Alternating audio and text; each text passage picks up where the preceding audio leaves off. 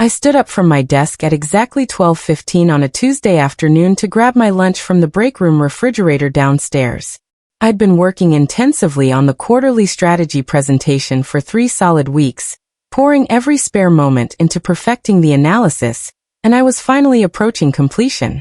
My computer was locked. I always made sure to lock my screen before stepping away from my desk, as years of working in corporate environments had trained that security habit deeply into me. When I returned just 7 minutes later, my turkey sandwich and bottle of water in hand, something felt immediately and viscerally wrong. My mouse was noticeably warm under my palm when I touched it, like someone had just been gripping and using it moments before. My screen was completely unlocked and opened directly to my presentation file, the very one I distinctly remembered locking before walking away. The draft I'd been meticulously perfecting for weeks was mysteriously gone from my desktop folder, where I always kept it. My teammate Austin was sitting casually 3 desks away from me, appearing perfectly calm and composed, typing rapidly on his keyboard with the kind of focused intensity that suggested he was deeply engaged in working on something important and complex. My name was still logged in at the top right corner of my screen. The timestamp on my last file modification showed 12:17, just 2 minutes ago, during the exact time window when I was standing downstairs in the break room. I realized with cold, crushing, undeniable certainty exactly what he had done to me. I walked deliberately over to Austin's desk, keeping my voice carefully low and controlled despite the anger building inside me. "Did you use my computer while I was at lunch just now?" He looked up from his screen with an expression of innocent confusion that seemed too smooth, too practiced, too perfectly calibrated. "What? No, absolutely not. Why would I possibly do something like that?" I gestured back toward my desk across the room. My screen was unlocked when I got back, and my files were accessed during the time I was away. He laughed easily, a casual sound that made my jaw tighten with frustration. "Oh, relax. I just noticed you'd accidentally left your screen open, and I quickly fixed a typo I spotted in the shared document. I didn't want you to submit it to leadership with obvious errors. You're welcome for that, by the way." The explanation sounded just reasonable enough that I almost found myself accepting it. Almost. Exactly 1 hour later, I was carefully reviewing our shared project folder when I suddenly saw it. My entire presentation, representing all 3 weeks of intensive solo work, renamed and saved directly under Austin's personal subfolder. Same exact structure, same specific phrasing, same deliberate formatting choices I'd made. Even the same small mathematical mistake in the data visualization on slide 12 that I'd been planning to correct. He hadn't just briefly accessed my work. He'd stolen it completely and comprehensively. A calendar invitation abruptly popped up on my screen. Q4 Strategy Review, Leadership Presentation, scheduled for tomorrow morning at 9 o'clock sharp. The listed presenter name was Austin, definitely not me. Our department manager, Pierce, called an unexpected emergency team meeting that same afternoon at 3 o'clock. "Tomorrow's leadership presentation is absolutely critical for our department," he announced gravely, his expression deadly serious. "The executive team will be carefully evaluating departmental performance across the board, and this presentation directly impacts promotion decisions for everyone this quarter."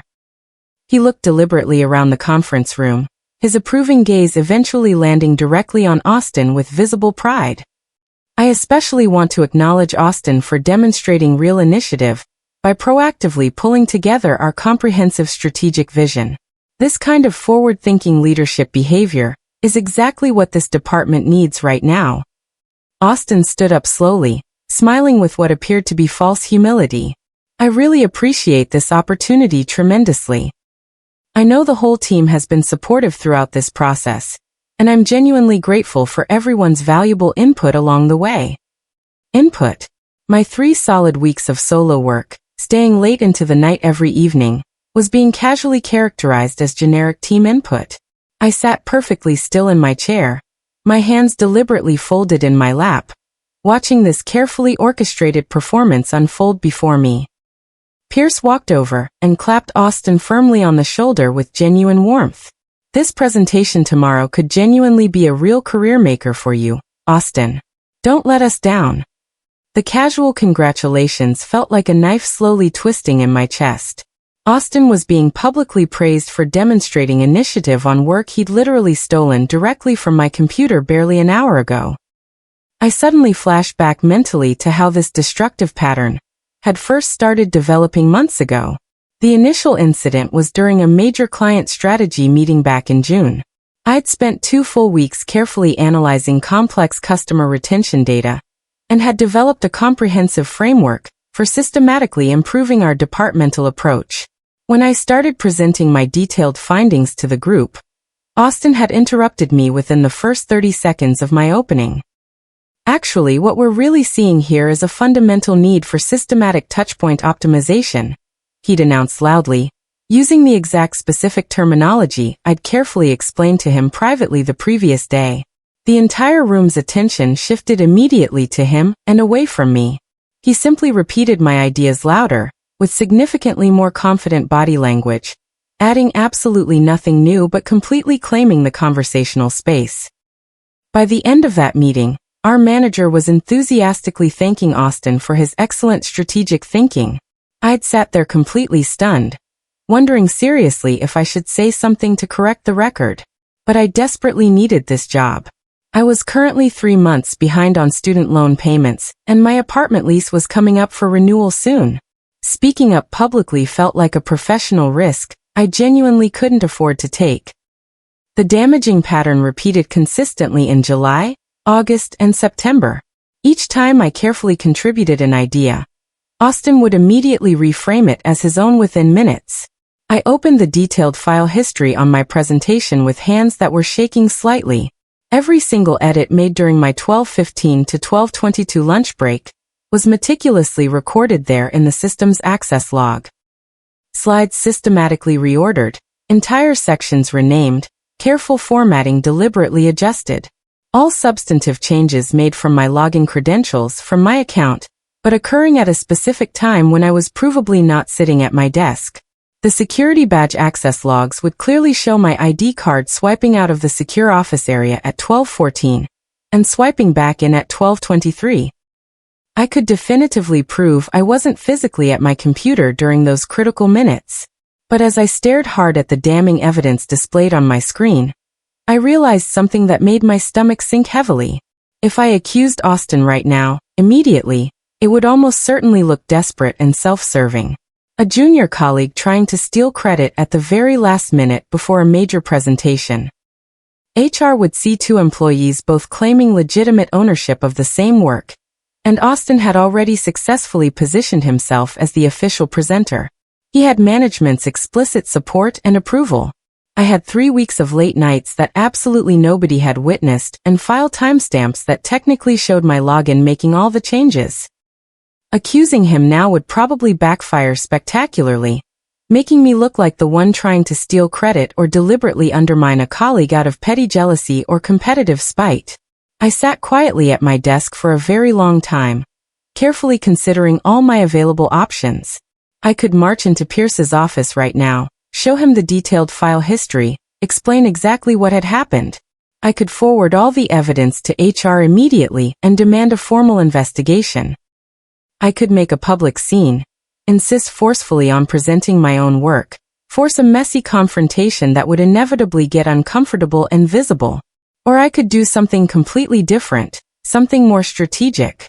I thought carefully about tomorrow's high-stakes meeting, about the executive team asking detailed probing questions, about the genuine depth of knowledge required to successfully defend complex strategic recommendations under scrutiny. I vividly imagined Austin standing there at the front of the room, presenting work he'd stolen but didn't remotely understand, attempting to field specific questions about analysis he'd never actually performed himself. And I made a calculated decision. Not yet. I wouldn't report him yet, wouldn't reveal what I knew. Instead, I would deliberately let him walk confidently into that meeting tomorrow morning with my stolen presentation. But I would make one careful, strategic adjustment first. I opened my original draft carefully, the one he'd copied, and I began methodically removing context that only I fully understood. The underlying reasoning behind specific recommendations, the supporting data that clearly explained key assumptions, the connecting logic that made the overall strategy genuinely coherent. I worked carefully and methodically over the next few hours, making subtle but significant changes to the version Austin had stolen from me. Nothing obvious, nothing that would look like deliberate sabotage if anyone reviewed it later during an investigation.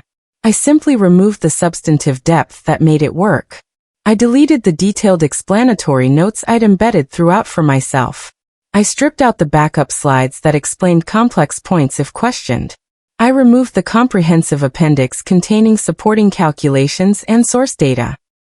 The presentation still looked impressively polished and professional on the surface. Clean slides, clear compelling headlines, attractive data visualizations. But it was fundamentally hollow now. A beautiful architectural shell without the structural foundation needed to withstand serious questioning. It was like carefully removing the foundation from a house while leaving the attractive facade standing. Austin wouldn't notice the missing critical pieces because he'd never looked at them carefully in the first place. He'd stolen the work without ever understanding it. That same evening, I saw him confidently book additional prep time with Pierce and 2 other senior managers. The calendar invitations showed 30-minute blocks labeled Strategy Review Prep and Executive Presentation Coaching. He was genuinely confident, preparing enthusiastically to present work he thought he understood. I said absolutely nothing, did nothing to interfere, just watched him build steadily toward tomorrow with comfortable certainty. Lying awake in bed that night, completely unable to sleep, I remembered precisely why this betrayal hurt so deeply and personally. For 3 solid weeks, I'd stayed at the office until 8 or 9 at night while Austin left promptly at exactly 5 o'clock. I'd worked productively through 2 entire weekends while he posted Instagram stories from scenic hiking trails and trendy brewery patios. I'd shared early drafts with him multiple times, genuinely asking for feedback as a teammate, honestly wanting real collaboration. He'd responded consistently with vague, non-committal comments like "looks good" and "solid work," without ever actually engaging with the substantive content. Now I finally understood why. He'd never asked me a single meaningful follow-up question about the analysis because he'd never genuinely intended to understand it at all. He'd simply been waiting patiently for the right moment to take it. I'd trusted him completely. That was the part that stung most sharply and personally. I'd actually believed we were working together as colleagues, that his interest in my project represented professional courtesy and team spirit. I'd been so naive. The betrayal wasn't just about stolen work. It was about weaponized trust.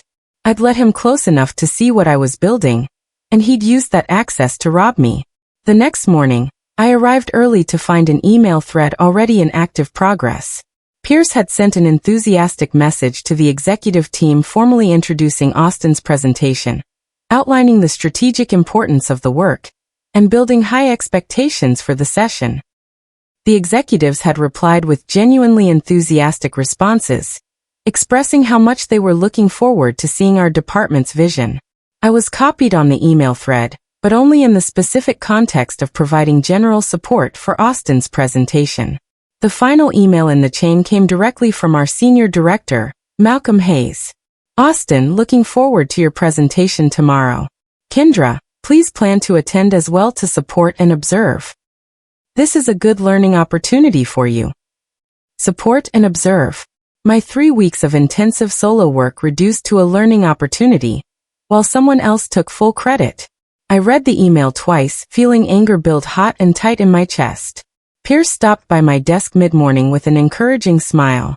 "Really glad you'll be there for Austin's presentation tomorrow. It's genuinely important for junior team members to see how strategic work gets delivered effectively at the executive level." Junior team member. I'd been with the company 6 full months longer than Austin. "Let him lead this one," Pierce continued. "Just observe carefully and learn from how he handles it." At 8:30 that evening, my phone buzzed with a message from Austin. "Hey, can you send me the final talking points for tomorrow's presentation? Want to make sure I'm covering everything important." I stared at the message for a long moment, crafting and deleting several different responses before settling on something professionally neutral. "Everything you need is already in the presentation file." Technically completely true. The presentation existed. The talking points were embedded in the speaker notes sections. What I didn't mention was that I'd systematically removed all the detailed explanations, the supporting logic, the deeper analysis that would be needed to answer substantive questions. He responded immediately with a thumbs-up emoji, casual and confident. No follow-up questions, no request to review anything together beforehand, no suggestion that we should align our messaging before facing senior leadership. Just a thumbs up, as if presenting strategic recommendations to executives was as simple as reading slides aloud. I set my phone down and tried to sleep, though my mind kept running through scenarios for tomorrow, wondering if my plan would work, or if I was about to make everything worse for myself. The morning of the presentation arrived with the kind of nervous energy that makes coffee taste metallic and strange. Austin walked into the office at 8:45, joking casually with another teammate about his weekend plans, completely relaxed. He was wearing his best suit, the navy one he saved for important meetings, and he'd gotten a fresh haircut sometime yesterday. He looked every bit the confident professional about to deliver a career-defining presentation. I sat quietly at my desk, my notebook closed, reviewing nothing. I'd lived with this analysis for 3 weeks. I knew every assumption, every data point, every logical connection. I didn't need to prepare. At 8:55, we walked to the executive conference room together. Austin made small talk about the weather, about how nervous he was but also excited. I responded with brief acknowledgments, conserving energy. The executive team was already seated when we entered. Malcolm Hayes, our CFO Victoria Lang, and the VP of Strategy, a sharp woman named Clarissa Dunn. They looked up expectantly as we took our seats. Austin opened his laptop, connected to the projector, and launched the presentation with steady hands. Clarissa smiled encouragingly. The first slide appeared on the large screen, and Austin began speaking with practiced confidence and polish. Thank you for the opportunity to present our Q4 strategic vision. I've been working on this analysis for several weeks, and I'm excited to share the recommendations. Several weeks. Technically true, if you counted the several weeks I'd been working on it. He clicked through the opening slides smoothly, reading the headlines, hitting the key points I'd written. The executives nodded along, taking notes. Then Clarissa raised her hand to interrupt. Before we go further, can you explain the methodology you used to prioritize these customer segments? It was a basic question, the kind that required understanding the underlying analysis rather than just reading slide content. Austin paused for just a second too long before answering. The methodology is based on market data showing which segments have the highest growth potential, he said, using words that sounded strategic but didn't actually answer the question. Clarissa tilted her head slightly. Right, but what specific criteria did you use to rank them? Revenue size, growth rate, profit margin, strategic fit, which weighted most heavily? I watched Austin's face change, subtle but unmistakable. A flash of panic. He started flipping through slides faster, looking desperately for information that wasn't there because I'd removed it. It's a combination of factors, he said vaguely, weighted based on our overall strategic priorities. Malcolm jumped in. Can you show us the dependency map? I want to understand how these initiatives connect. Austin clicked to the next slide, but there was no dependency map. I'd removed that too. The dependencies are implied by the sequencing, he said, his voice slightly less confident now. Each initiative builds on the previous one. Victoria leaned forward. Your revenue projections on slide 8 show a 15% increase in Q2. That seems aggressive. What's driving that assumption? Austin pulled up slide 8, staring at the numbers like he was seeing them for the first time. Market conditions and execution excellence, he replied, and I could hear the uncertainty creeping into his tone. He was using buzzwords now, generic business language that sounded professional, but communicated nothing specific. I watched the executive's expressions shift from engaged interest to growing concern. Clarissa and Malcolm exchanged a glance that spoke volumes. This wasn't going well. Austin continued clicking through slides, talking faster, avoiding specifics, contradicting his own numbers when he tried to explain different projections. He said Q2 revenue would increase 15% due to customer acquisition. Then 3 slides later claimed the growth was driven by existing customer expansion. He couldn't keep the logic straight because he didn't understand the logic at all. Malcolm stopped him mid-sentence. Austin, I'm having trouble following the strategic thread here. It feels like we're jumping between disconnected ideas. Austin fumbled with his laptop. I can clarify the connections, Clarissa interrupted, turning to look directly at me with sharp eyes. Kendra, you've been very quiet. Do you want to add anything to this presentation? The room went completely silent. Austin's face went pale. I took a slow breath, keeping my voice measured and calm, making sure emotion didn't color my tone. I wasn't aware Austin would be presenting my draft work. The words landed like a bomb in the quiet room. Austin's mouth opened but no sound came out. Pierce sat up straighter, his expression shifting from confusion to alarm. Malcolm's eyes narrowed as he looked between Austin and me, processing this new information. Pierce was the first to speak, his voice tight with tension. Your draft? What exactly do you mean by that? I maintained my calm, professional tone despite my racing heart. I've been developing this strategic analysis for the past 3 weeks. The presentation Austin is showing you is my work. Austin found his voice, though it came out defensive and too loud. That's not fair. We discussed this project together multiple times. It was collaborative work. I didn't argue or get emotional. I simply stated facts. I'm happy to share my project timeline, work files, and development notes if that would be helpful for clarification. Malcolm closed his laptop deliberately. I think we need to pause this presentation immediately.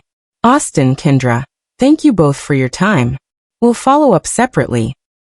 The meeting ended abruptly, 15 minutes into what was supposed to be a 45-minute session. We filed out in uncomfortable silence. Austin avoided making eye contact with anyone. His earlier confidence completely evaporated. My hands were shaking slightly, but I kept them steady by gripping my notebook. Within an hour, both Austin and I received identical emails from HR requesting our presence for individual meetings the following morning at 9. Austin's defense strategy became apparent quickly. In his email to HR, which was CC'd to Pierce and Malcolm, he claimed that I had given him permission to present the work.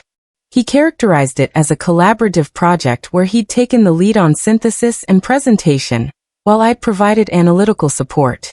This is a misunderstanding about roles and attribution, he wrote. Kendra and I worked together on this analysis. I assumed she understood I'd be presenting our joint work. The email was carefully worded, making me sound like a colleague who was confused about the division of labor rather than someone whose work had been stolen. He was trying to reframe theft as a communication breakdown. HR responded with a brief message to both of us. We'll be reviewing access logs and file histories as part of our standard assessment. Please make yourselves available tomorrow morning. I read that sentence 3 times, feeling something that might have been hope. Access logs. File histories. Things that couldn't be argued or reinterpreted. Digital evidence that would show exactly what happened and when. The IT department's report landed in HR's inbox the next morning, and I was shown a copy during my meeting with the HR business partner, a methodical woman named Paula Torres. The logs were damning in their precision. My computer had been accessed from my account at 12:16 p.m. yesterday. My presentation file had been opened, copied, and saved to Austin's folder at 12:17. The workstation location data showed the access came from my desk, but my badge swipe record showed I'd left the secure area at 12:14 and returned at 12:23.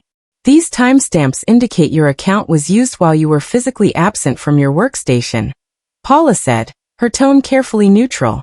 Is that your understanding of what occurred? I nodded. I went to get my lunch. When I returned, my screen was unlocked and my files had been accessed. Paula made notes. And you lock your screen when you step away? I always lock my screen. I demonstrated my habit of hitting the Windows key plus L whenever I stand up. HR scheduled a second meeting, but this one didn't include Austin. Just Paula, Pierce, and me. Days passed in strange suspension. Austin continued coming to work, sitting at his desk 3 rows away, acting like nothing catastrophic had happened. He made small talk with other teammates about weekend plans. He laughed at jokes in the break room. He even asked me a casual question about a client account one afternoon, as if we were still normal colleagues navigating normal workplace dynamics. I responded briefly and professionally, giving him the information he needed about the client but nothing more. The cognitive dissonance was stunning. Watching someone continue their routine after being caught in such blatant misconduct. Then Malcolm Hayes announced a department restructure review. The email was vague about specifics but mentioned realigning resources to better match skills with responsibilities and ensuring appropriate ownership of strategic initiatives. Everyone understood this meant changes were coming. People started updating their resumes quietly. The office atmosphere became tense with unspoken questions about who was safe and who wasn't. Austin's desk phone rang less frequently. He was gradually being excluded from conversations and decisions, isolated without any formal announcement. Late one evening, my phone buzzed with a message from Austin. "Can we talk? I need help explaining the context of the deck to leadership. They're asking follow-up questions I can't answer." I stared at the message for a long moment, then set my phone down without responding. There was nothing to say. He'd stolen work he didn't understand and now he was drowning in the consequences. Helping him would only enable the behavior and potentially compromise my own credibility. 2 days later, I noticed Austin had been removed from several client email threads he'd previously been included on. His name disappeared from the distribution list for weekly strategic updates. His calendar showed fewer meetings. These weren't formal punishments being announced, just quiet administrative changes that signaled his role was being systematically diminished. Peers stopped asking for his input in team meetings. When Austin tried to contribute to discussions, his comments were acknowledged briefly, and then the conversation moved on without engaging with his ideas. He was being professionally isolated in a way that was almost more brutal than outright termination. HR's formal conclusion arrived 2 weeks after the disastrous presentation. Paula called me into her office to review the findings. Our investigation determined that this wasn't a misunderstanding or a collaboration gone wrong. The evidence shows unauthorized access to your account and appropriation of your work product without your knowledge or consent. She paused, choosing her words carefully. While this doesn't constitute illegal activity in a criminal sense, it represents a serious breach of professional trust and company policy regarding data access and intellectual property. I asked what would happen next. Paula's expression remained neutral, but I sensed sympathy underneath. That's being determined by leadership. But I want you to know that your professionalism throughout this process has been noted. You handled a difficult situation with remarkable restraint. The next day, Malcolm announced an all-hands meeting for the entire department. The calendar invitation offered no details about the agenda, just a mandatory attendance notice. The office filled with speculation about what would be discussed. Malcolm stood at the front of the conference room, his expression serious. The full department was packed in, about 30 people total, including remote employees joining via video conference. "I want to talk about integrity and authorship," he began, his voice carrying weight. "These are foundational to everything we do. When we present work to clients or leadership, that work must genuinely reflect the effort and expertise of the person presenting it." He explained that new access controls would be implemented. All strategic documents would require two-factor authentication. File access would be logged and reviewed regularly. Attribution of work would be formally tracked in project management systems. These changes are being implemented to protect everyone's contributions and ensure proper recognition of effort, Malcolm continued. Then he did something I hadn't expected. He mentioned my project specifically by name.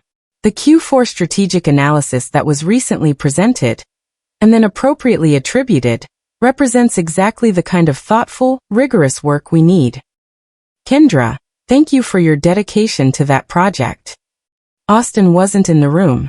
I noticed his absence immediately, along with several others. The official announcement came through HR channels the following week. Austin had been reassigned to a different department, operations support, a role with no client contact, no strategic responsibilities, and no visibility to senior leadership. It wasn't technically a demotion in title or salary, but everyone understood what it meant. He'd been moved to a place where he couldn't do damage and couldn't climb. I saw him occasionally in the hallways after his reassignment. He avoided eye contact, taking alternate routes when he spotted me, ducking into offices or suddenly becoming very interested in his phone. The casual confidence he'd carried for months had evaporated, replaced by visible discomfort and what looked like shame. Then Pierce approached my desk one afternoon with a request I hadn't anticipated. The executive team wants to see the full strategic presentation, the complete version with all your analysis and recommendations. They've asked if you'd be willing to present it yourself, with proper time to prepare. I agreed immediately. This time, I'd be presenting my own work, under my own name, with full authority. The second presentation was scheduled for 2 weeks later, giving me time to rebuild the slides properly, restore all the context and supporting detail I'd removed, and prepare talking points that reflected my actual understanding of the work. I presented to the same executive team, Malcolm, Victoria, and Clarissa, but this time the atmosphere was completely different. I walked them through the analysis methodically, explaining the prioritization criteria for customer segments, showing the dependency maps that connected initiatives, walking through the revenue assumptions and how I'd calculated them. Every question they asked, I answered with specific data and clear reasoning. When Clarissa pushed back on a timeline estimate, I showed her the detailed project plan that supported it. When Victoria questioned a cost assumption, I pulled up the supporting calculations. The presentation ran 45 minutes and could have gone longer. The executives were engaged, taking detailed notes, asking thoughtful questions that demonstrated they understood the strategic value of what I was proposing. At the end, Malcolm thanked me directly. "This is the kind of strategic thinking we need driving our planning. Well done." Promotion announcements came the following week. I was promoted to Senior Strategic Analyst with a significant salary increase and formal authority over departmental planning. The announcement email credited my exceptional analytical work and demonstrated leadership in strategic planning. Several colleagues sent congratulatory messages. A few apologized for not speaking up when they'd seen Austin taking credit for my ideas in previous months. "I should have said something," one teammate wrote. "I knew it wasn't right, but I didn't want to get involved. I'm sorry." I appreciated the apologies, though they didn't change what had happened. 2 weeks after my promotion was announced, Austin submitted his resignation. No dramatic exit, no angry email, just a quiet 2-week notice that surprised no one. His last day came and went without ceremony. He sent one final message to my work email, just 4 words that appeared on my screen late on a Friday afternoon. "I didn't think you'd notice." I stared at those words for a long time, trying to understand the mindset behind them. I never replied to Austin's final message. There was nothing to say. He'd made a calculated bet that I wouldn't notice my work being stolen, or that if I did notice, I wouldn't be able to prove it or wouldn't be willing to fight back. He'd been wrong on all counts. 6 months later, I was leading a team of 3 analysts working on strategic initiatives across the company. My work was presented under my name. My ideas were credited appropriately. When someone contributed to a project, that contribution was documented and recognized. I built a team culture around transparency and proper attribution, because I'd experienced firsthand what the alternative looked like. Sometimes I thought about that moment when I returned from lunch to find my mouse warm and my screen unlocked. The violation of trust, the casual theft, the assumption that I'd be too junior or too afraid to challenge him. What Austin had taught me, inadvertently, was the importance of documentation, of knowing your own work deeply enough that no one else could fake it, and of having the patience to let someone's incompetence expose itself rather than fighting battles you might not win. I packed my lunch every day now, locked my screen religiously, and walked out each evening knowing I'd never had to break the rules to win. I'd simply let the truth speak for itself.